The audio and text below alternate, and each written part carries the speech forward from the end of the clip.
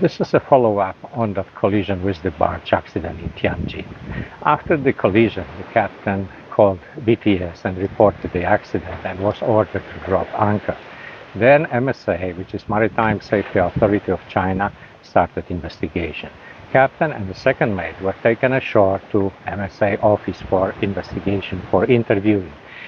There are at least two MSA offices in Tianjin, one on one side of the river, the other one on the other side. So they were taken to one of those offices, and we learned later that there was a group of people, around 30 of them, consisting of family and friends of those captain and his mother who perished in the accident. They were trying to intercept our captain. Luckily, they were at the MSA office on the other side of the river. When they were because they were disappointed that it couldn't meet the captain, they decided to hire a barge and go out to the ship. And I was absolutely alarmed, also because I didn't know what the intentions of those people.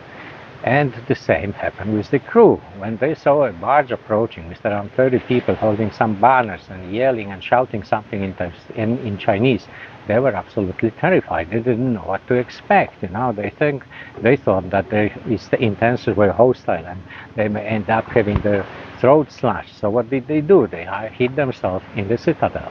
Citadel is like a stronghold on the ship. Every vessel that transits pirate-infested area has a place like this. It could be either steering room or, like in our case, it was under-deck passageway where there is toilet, water, food, and the crew can survive even several days.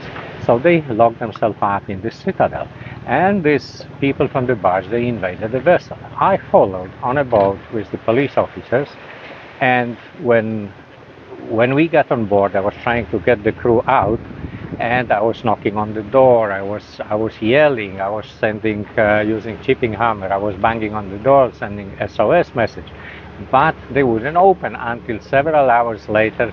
They were convinced to open the door.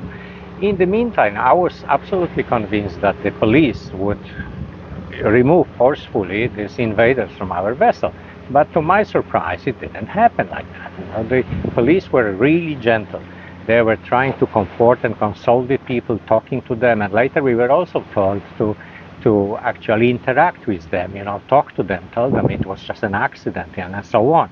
It took all night, really, until we were able to convince them to leave the vessel, and they could be persuaded to let the crew be. That was really a very bizarre experience for me.